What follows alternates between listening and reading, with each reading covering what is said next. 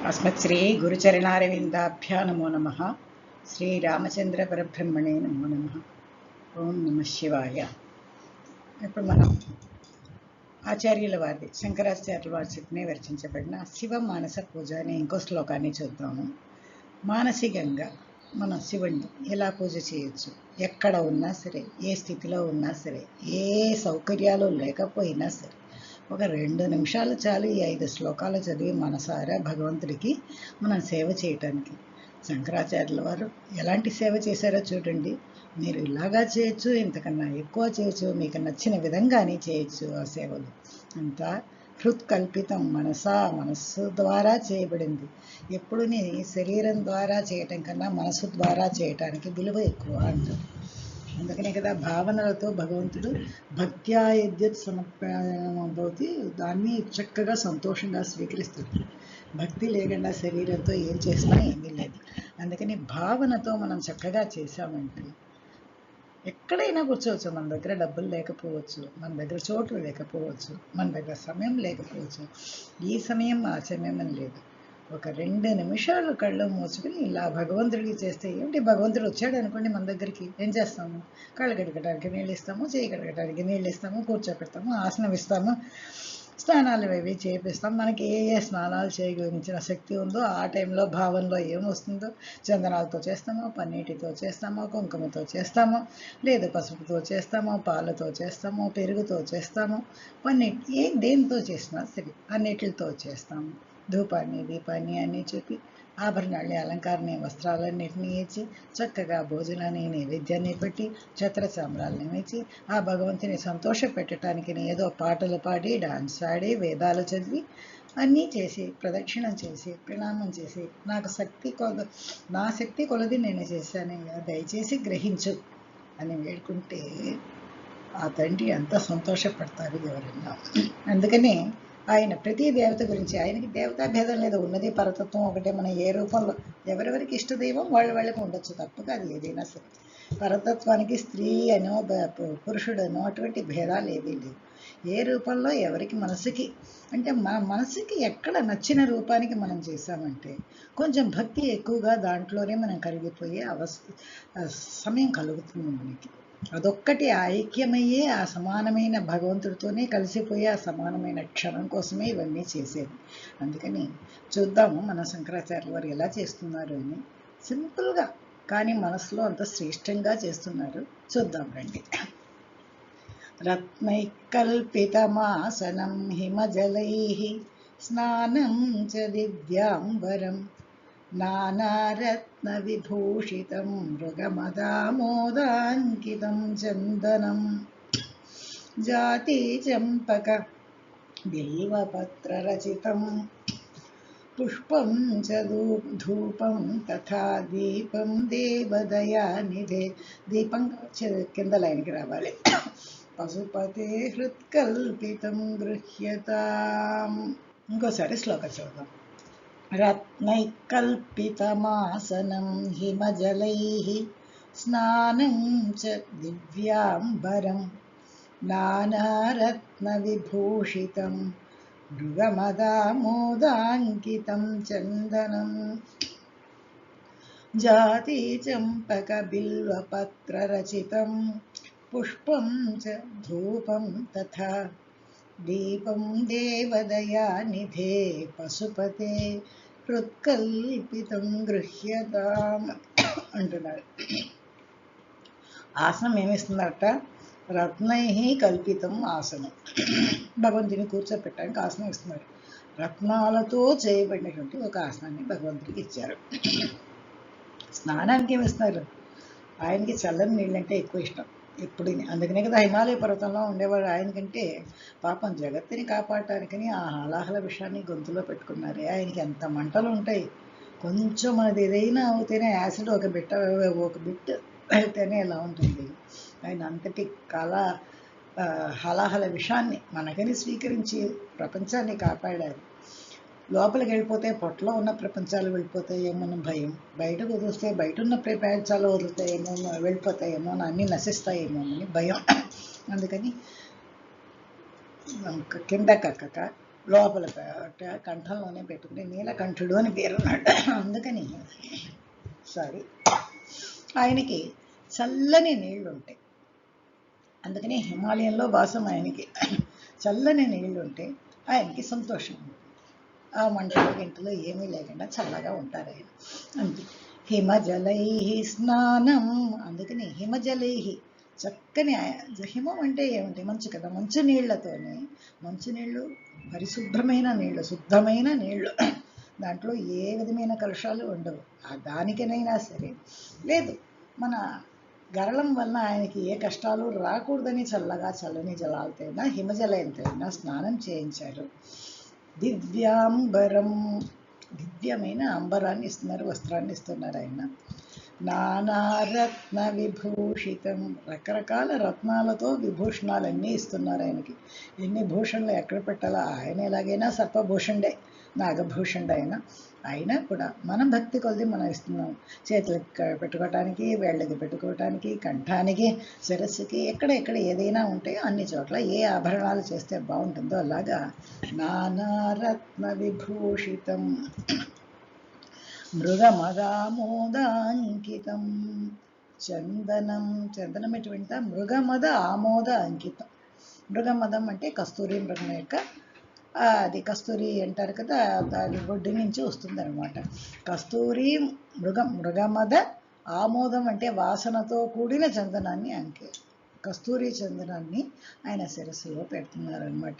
పెట్టి జాతి చంపక బిల్వ పత్ర రచితం, జాతి పుష్పాలతోటి, చంపక పుష్పాలతోటి, బిల్వ పత్రాలతోటి చేయబడినట్టు పుష్పాలు ఆయన పూజకి చేస్తున్నారని, ఆయనకి అలంకరించడానికి, పూజలకి అన్ని ఈ జాతి పుష్పం అంటే మన మళ్ళీ లతలో వస్తుంది కదా, అది జాతి పుష్పాలు అంటారు. జాతి పుష్పము, చంపక పుష్పము, బిల్వ పత్రాలతో అన్నీ కలిసి కట్టిన పుష్పమాల అని అనుకోవచ్చు. విడిగా అర్చన చేశారు, విడివిడిగా పెట్టుకుని అని అనుకోవచ్చు. రెండూ చేసి ఉండొచ్చు కదా.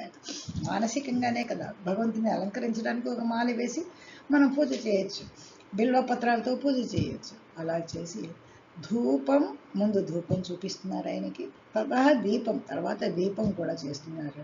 అందుకని దేవా, ఓ భగవంతుడా, దయానిదే, కరుణామయుడా, పశుపతి అంటే పశువునాం పతి, పశుపతి అంటారు. పశువులందరికీ పతి.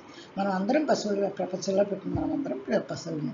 మనందరికీ కూడా ఆయన పశుపతి. పశువు అంటే కేవలం పశువులను కదా, మనం కూడా పశువులే, మనం కూడా జంతువులమే. అందుకని పశుపతి అంటే అందరికీ పతి అయినాడు. నా చేత హృత్కల్పితం, ఎలా చేస్తున్నాను ఇవన్నీ? నీ దగ్గర ఉంది, నేను సన్యాసి కదా, నీకు దగ్గర ఎలా ఉంటాను? అదలా కాదు, హృత్కల్పితం, నా మనస్సులో నేను కల్పించుకుని నీకు చేస్తున్నాను కదా, గృహ్యతం, స్వీకరించు ప్రభు అని వేడుకుంటున్నారనమాట శంకరాచార్యుల వారు. సౌవర్ణే నవరత్న ఖండ రచితే పాత్రే ఘృతం పాయసం భక్ష్యం పంచవిధం పయోదధియుతం రంభాఫలం పానకం శాకానాం అయుతం జలం రుచికరం కర్పూరఖండోజ్వలం తాంబూలం మనసా మయా విరచితం భక్త్యా ప్రభో స్వీకురు. ప్రభువా స్వీకరించాలి. దేన్ని స్వీకరించాలి?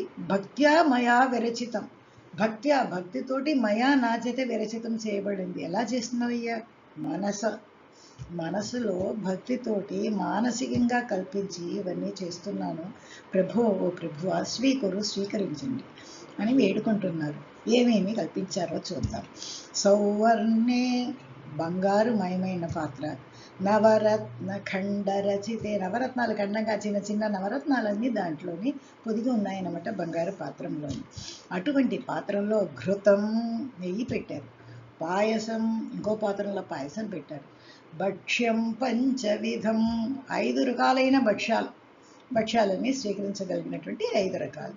భక్ష్యం అంటేనే మామూలుగా మన జంతికలు ఇవన్నీ చేస్తాం. భక్ష్యం అంటే మన పళ్ళతో కొరికి చేయగలిగింది అని అర్థం. కానీ మనం భక్ష్యం అంటే చేయగలిగినవి ఏమంటే అవన్నీ ఉంటాయి. చోష్యము, లేహ్యము, పానీయము అన్నీ ఉంటాయి కదా. పాయసంలా నీళ్ళగా ఉండేవి ఉంటాయి, లేహ్యంలాగా ఉండేవి ఉంటాయి, కొంచెం ఇలా నక్కి భోజనం చేసేవలసినవి ఉంటాయి. ఇవన్నీ కూడా భక్ష్యాలతో చెప్పచ్చు. ఈ విధంగా పంచవిధం భక్ష్యం, అలాగా పంచవిధమైన భక్ష్యాలు తినటానికి, అన్నంలో తినటానికి ఉండొచ్చు, లేదు తర్వాత పంచవిధ భక్ష్యాలు, జంతికలు, ఇవి అవి లడ్డూలు ఇవే పెట్టారని అనుకోవచ్చు. మన అన్నిటిని కలిపి పెట్టేద్దాం, మనకేం కొరత ఉంది. ఆయన చూపించారు కదా దారి, ఆల్రెడీ చూపించారు. ఆయన కొంచెం కొంచెంగా పెట్టింది, మనం అన్నిటిని కలిపి పెట్టేద్దాం భగవంతుడికి, ఎంత ఎక్కువ మనకి. రంభ ఇంకా ఏముందిట, పయోదధియుతం. పయ అంటే పాలు, దధి అంటే పెరుగు, దాంతో కూడి ఉన్నాయిట. ఒక దాంట్లో అంతా పెరుగు పెట్టారు, ఒక పాత్రలో అంతా అన్నీని సువర్ణ పాత్రము, రత్నఖండ రచితమైన పాత్రం, రత్నాలు పొదిగిన సువర్ణ పాత్రంలో ఒక్కొక్క దాంట్లో ఇలా పెడుతున్నారు. 5 రకాల భక్ష్యాలు ఉన్నాయి, పాలు ఉన్నాయి, పెరుగు ఉంది, నెయ్యి ఉంది, పాయసం ఉంది, ఇవన్నీ ఉన్నాయి. అటువంటి అలా రంభాఫలం పూర్ణే మన అరటిపళ్ళు లేకుండా పూగా, అందుకని అరటిపళ్ళు ఉన్నాయి. పానకం తాగటానికి, దాహం వేస్తే తాగటానికి పానకం కూడా చేసి పెట్టానయ్యా. ఇంకా ఏం చేశాట, శాకానాం ఆయుతం. శాకానం అంటే మన కూరగాయలు, దానికి ఆయుతం. నిజంగా చెప్పాలంటే ఆయుతం అంటే 10,000 అని అర్థం. ఆయుతం అంటే సంస్కృతంలో 10,000 అని అర్థం. సహస్రము, ఆయుతము అలా అంటారు. ఇక్కడ ఆయుతం అంటే ఏమిటి, 10,000 అన్నీ చేయగలంటే కాదు, లెక్కలేనన్ని. నేను లెక్క పెట్టలేదయ్యా, ఎంత ఉందో ఆక మొత్తం నింపేస్తాను చూడు. శాకానాం ఆయుతం జలం రుచికరం, చక్కగా రుచిగా ఉండే చల్లని తీయగా ఉండే నీళ్లు పెట్టాను చూడు. కర్పూర ఖండోజ్వలం, కర్పూర ఖండంతో అలాగే చక్కగా వాసన, ఆమోదాన్ని ఇస్తున్నాయి, ఉజ్వలంగా వాసన వస్తుంది. అటువంటి తాంబూలం కూడా రెడీ చేసి పెట్టానయ్యా. ఇవన్నీ ఎలా చేసావు అంటావా, మనసామయ విరచితం, మనస్సు ద్వారా నా చేత చేయించబడినవన్నీ ఇవన్నీ ప్రభో. ఇవన్నీ ఊరికనే చేయలేదు నేను, భక్త్యా నీ మీద ఉన్న భక్తి కొద్ది, భక్తి ఉద్రేకం చూడ ఇవన్నీ చేశాను కదా ప్రభు, కొంచెం స్వీకరించవయ్యా అంటున్నారు శంకరాచార్యుల వారు. ఛత్రం చామరయోర్యుగం వ్యజనకం చాదర్శకం నిర్మలం వీణాభేరి మృదంగకాహలకలాగీతం చ నృత్యం తథా సాష్టాంగం ప్రణతిస్తుతిర్బహువిధా హ్యేతత్ సమస్తం మయా సంకల్పేన సమర్పితం తవ విభో పూజాం గృహాణ ప్రభో. ప్రభో ఈశ్వర పరమేశ్వర, పూజాం గృహాణ, ఈ పూజని స్వీకరించవయ్యా. ఎలాగా, ఎందుకు, తవ నీకని, సంకల్పేన మనసులో సంకల్పం పెట్టుకుని, సమర్పితం నీకని ఇస్తున్నానయ్యా. విభో ప్రభో, విభుడు అంటే వ్యాపకుడు, అన్ని చోట్ల ఎక్కడా లేదు అనేది లేదు, ఆ విభు అంటే వ్యాపకుడు అని చెప్పచ్చు. విభో ప్రభో, అటువంటి నా పూజను కొంచెం స్వీకరించవయ్యా. ఇంకా ఏం చేస్తున్నారు, ఛత్రం అభిషేకాలు అయిపోయి, ఆసనం అయిపోయింది, అభిషేకాలు అలంకారాలు అయిపోయి, పుష్పాలు అర్చనలు, ధూపం దీపం అయిపోయింది. భోజనాలకి అన్ని విధాలు ఏం చేశారో చెప్పేశారు. భోజనాలు అయిన తర్వాత ఏం చేయాలి భగవంతుడికి అంటే, ఛత్రం గొడుగు పెట్టానయ్యా నేను.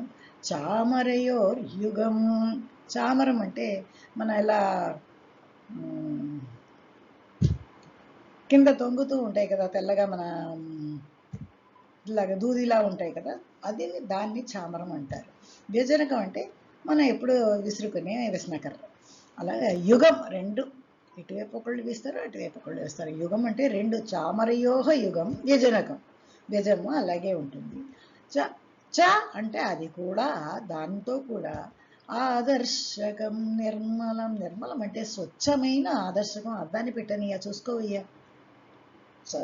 స్వచ్ఛమైన శుభ్రమైన అద్దాన్ని పెట్టాను. నువ్వు ఎలా ఉన్నావో, నేను చేసిన పూజ నేను చెప్పింది బాగుందేమో, చేసింది నీకు అలంకారం చూసుకోవయ్యా అంటున్నారు. ఇవన్నీ తర్వాత వీణాభేరి మృదంగ కాహల కళాగీతం చ నృత్యం తథా, ఒకవైపు వీణ వాయిస్తున్నారు చూడు, వీణంతా వాయిస్తున్నారు చూడు, వీణనంతా వాయిస్తున్నారు కదా, ఇంకోవైపు భేరీలన్నీ కొడుతున్నారు చూడు, ఇంకో చోట మృదంగా చూడు, ఇంకోటి కాహల కళ అంటే ఇలా గల్ గల్ గల్మని సౌండ్ వస్తుంది కదా, అటువంటి దాంతట కాహల కళా గీతం, దాంతో కూడా పాటలు పాడుతున్నారు. నృత్యం తదా, అందరూ దేవకన్యలంతా వచ్చి నృత్యాలు చేస్తున్నారు చూడవయ్యా. ఎంతమంది ఒకవైపు వీణ వాయిస్తుండగా, ఒకవైపు మృదంగం ఉండగా, ఒకవైపు భేరీనాదం ఉండగా, ఒకవైపు కాహలం ఉండగా, కాహలం ఉండే కలగీతం అంతా పాడుతున్నారు, నృత్యం అంతా సంతోషంగా పాడుతూ డాన్స్ చేస్తున్నారు చూడయ్యా.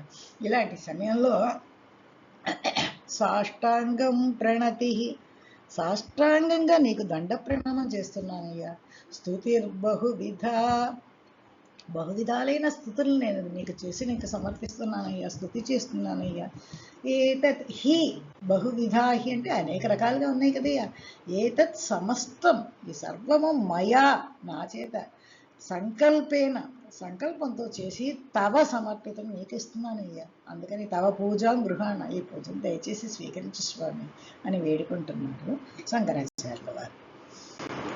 ఆత్మా త్వం గిరిజామతిః సహచరాః ప్రాణాః శరీరం గృహం, పూజా తే విషయోపభోగరచనా నిద్రా సమాధిస్థితిః, సంచారపదయో ప్రదక్షిణ విధిః, స్తోత్రాణి సర్వా గిరో, యద్యత్ కర్మ కరోమి తత్తదఖిలం శంభో తవారాధనం. ఈ శ్లోకం అందరూ ఆల్మోస్ట్ చదివి వినే ఉంటారు. ఈ శ్లోకానికి ఎవరైనా చెప్తారు. ఎందుకంటే మనమంతా మనుషులం, మనకి ఆశలు ఎక్కువ, మనకి ఏమేంటో ఇదంతా కావాలి, మనకి ఇదే రెస్పాన్సిబిలిటీ, మనం చేయాలి అనుకున్నట్లుగా మన ఆశలను కూడా నెరవేర్చుకుంటాము. భగవంతుణ్ణి నెమ్మదిగా కూర్చుని ఏదో కొన్ని తెచ్చి పూలు తెద్దాము, పత్రాలు తెద్దాము, పూజలు చేద్దాము అని కూర్చుంటే, అందుకనే ప్రతినిత్యం చేయలేరు, ఇన్ని వసతులతోని చేయలేరు అని, అందుకనే అప్పుడప్పుడు పండుగలు వస్తూ ఉంటాయి. అప్పుడైనా ఒకరోజైనా భగవంతుడు కానీ పూర్తిగా ఇలా మనమంతా టైంని శ్రద్ధ పెట్టుకుని అన్నీ చేయాలి అనే టైంకి ఏ ఒక్కరోజు చేసిన సంవత్సరాలు ఒక రోజు 2 రోజే కదా ఒక్కొక్క భగవంతుడు, అది చేస్తేనే చాలా భగవంతుడికి సంతృప్తి కలుగుతుంది. ఎందుకంటే మన యొక్క ఒక సంవత్సరం వాళ్ళకి ఒక రోజులాగా లెక్క వాళ్ళకంతా.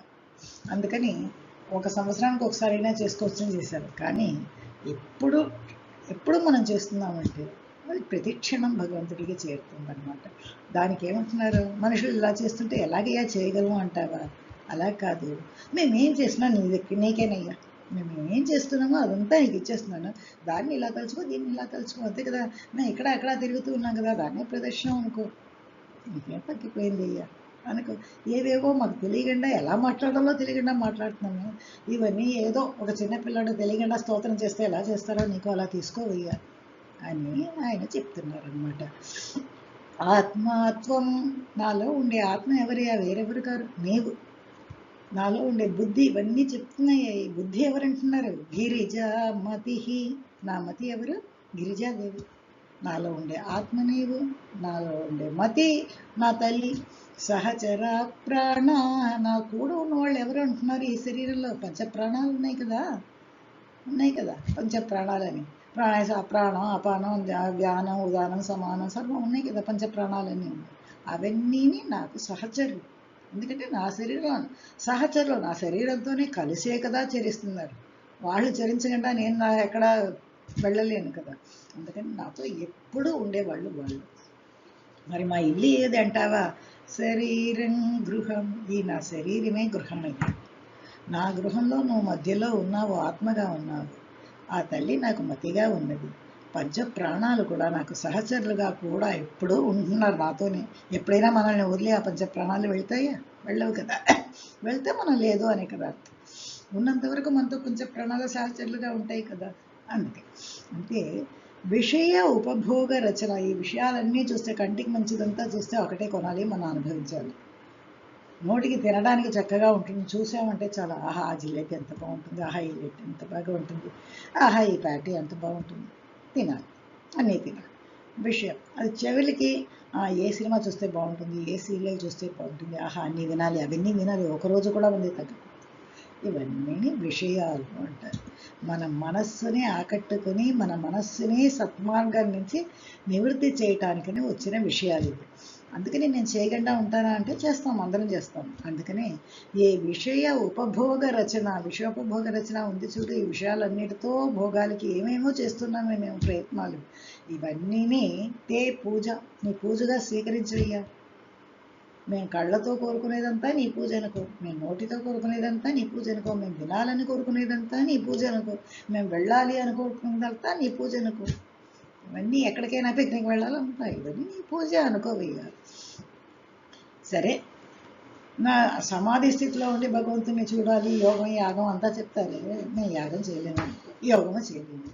మరి ఎలాగా నేను చూడాలి అంటే మరి నిద్రపోతాం కదా, ఎప్పుడో నిద్రపోతాం. టైం ఉంటే పగల్లో కూడా నిద్రపోతాం. ఆ నిద్రనే నీ సమాధి స్థితి, నా యొక్క సమాధి స్థితిగా భావించి ఆత్మస్వరూపమైన నీవు నాకు వెలుపడకూడదా అని అడుగుతున్నాడు. సంచార పదయో ప్రదక్షిణ విధి. పదయోహ సంచార, మన పదాలతో ఇక్కడ అక్కడ తిరుగుతున్నాను, సంచారం. ఇదే ప్రదక్షిణ విధి అనుకున్నాను. ఒక రోజుకి అంత తిరుగుతాం మనం అంటే అన్నిసార్లు నీకు ప్రదక్షిణ చేసినట్లుగా నువ్వు స్వీకరించాలి అంటున్నారు. స్తోత్రాణి సర్వాగిర, సర్వాగిర, నోటి నుంచి వెలుపడే ప్రతి అక్షరం, ప్రతి వార్త నీకు స్తోత్రాన్ని, అదే స్తోత్రంగా స్వీకరించు తండ్రి. అందుకని యద్యత్ కర్మ కరోమి, ఎత్ ఏ కర్మ పని కరోమి చేస్తున్నాను, తత్ ఆ కర్మ అఖిలం సర్వము శంభో శివుడ తవ ఆరాధన, నీకు నేను చేసే పూజ అయ్యా, దయచేసి స్వీకరించు అంటున్నారనమాట శంకరాచార్యులు వారు.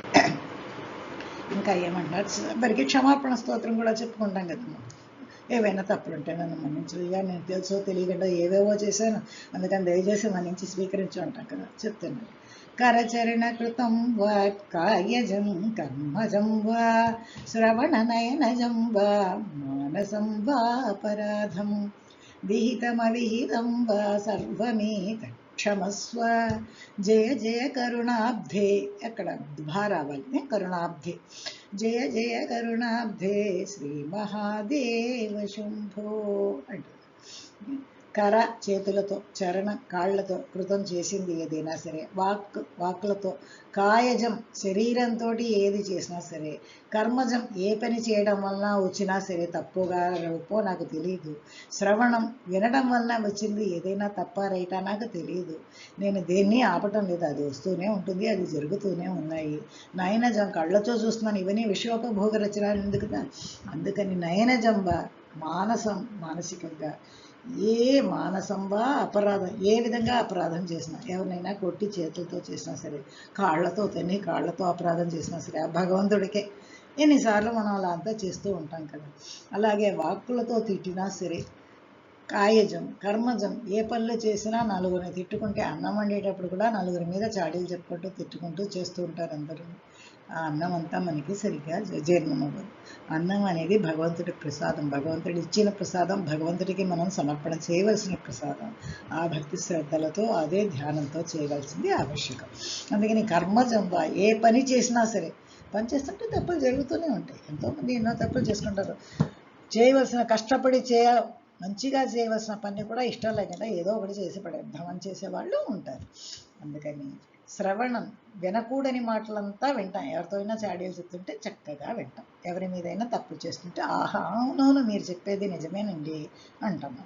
అలాగే శ్రవణం వల్ల చేసే నయనజంబ, ఏవి చూడకూడదో దాన్ని చూడటం కూడా పాపం, చూడకూడని విషయాలను చూడటం కూడా పాపమే కదా.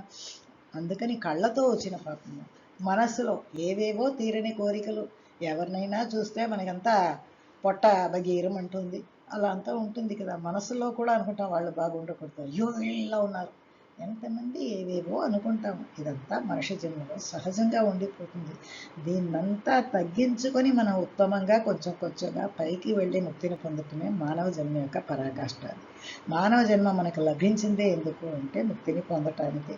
ఈ గుణాలన్నిట్లని మనది కాదు, ఈ శరీరం మనది కాదు, ఈ గుణాలన్నీ మనవి కాదు, మన స్వచ్ఛమైన నిర్మలమైన ఆత్మ, మనకి ఏది అంటదు, దేనితో ప్రయోజనం లేదు అన్న భావనతో కేవలం భగవంతుడి మీద భక్తితో కనుక ఉంటే తప్పకుండా మనకి సిద్ధిస్తుంది.